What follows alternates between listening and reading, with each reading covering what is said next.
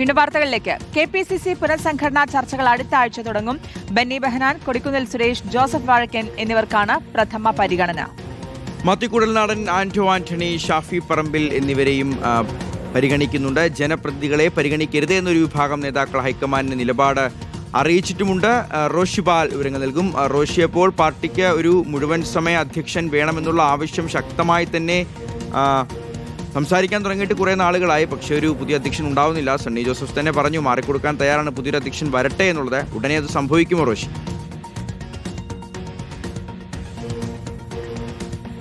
ഷിയാസുദ്ദീൻ, KPCC പുനഃസംഘടന വൈകുന്നതിൽ നേതാക്കൾക്കൊക്കെ അതൃപ്തിയുണ്ട്. കാരണം മന്ത്രിസഭ രൂപീകരിച്ച 3 മാസം പിന്നിടുന്നു. KPCC അധ്യക്ഷൻ മന്ത്രിയായി, ഒപ്പം KPCCയുടെ 2 വർക്കിംഗ് പ്രസിഡന്റുമാരും മന്ത്രിമാരായി. ഇതോടെ പാർട്ടിയുടെ പ്രവർത്തനം തന്നെ മന്ദീഭവിച്ച സാഹചര്യമാണ്. അതുകൊണ്ടാണ് നേതാക്കൾ എത്രയും പെട്ടെന്ന് പുനഃസംഘടന വേണമെന്ന ആവശ്യം ACCയുടെ മുന്നിൽ ഉന്നയിച്ചത്. പരിഗണിക്കാം എന്നാണ്. അതിന്റെ തുടർച്ചയായിട്ടാണ് ചർച്ചകൾ ഈ മാസം അവസാനത്തോടെയും അടുത്ത മാസം ആദ്യവുമായി നടത്താനുള്ള തീരുമാനം എടുത്തത്. പക്ഷേ അത്ര എളുപ്പത്തിൽ പുനഃസംഘടന പൂർത്തിയാക്കാൻ കഴിയില്ല. കാരണം ഒന്നിലേറെ നേതാക്കൾ അധ്യക്ഷ പദവിയിലേക്ക് പരിഗണിക്കപ്പെടുന്നുണ്ട്. ഏതാണ്ട് 1/2 ഡസനിലേറെ നേതാക്കൾ തന്നെ അവർക്ക് പ്രഥമ പരിഗണന ലഭിക്കുന്നുണ്ട്. ആരാകും അധ്യക്ഷ പദവിയിലേക്ക് എത്തുക എന്നത് പ്രധാനമാണ്.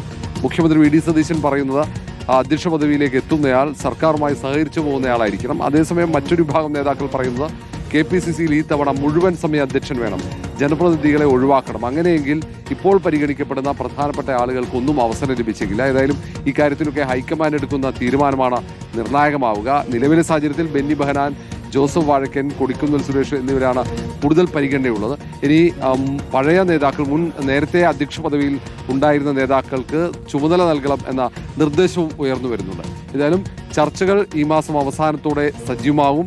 അതിനൊപ്പം തന്നെ അടുത്ത മാസം ഈ പുനഃസംഘടന പൂർത്തിയാക്കാൻ കഴിയുമെന്ന ആത്മവിശ്വാസമാണ് ഹൈക്കമാൻഡിന്.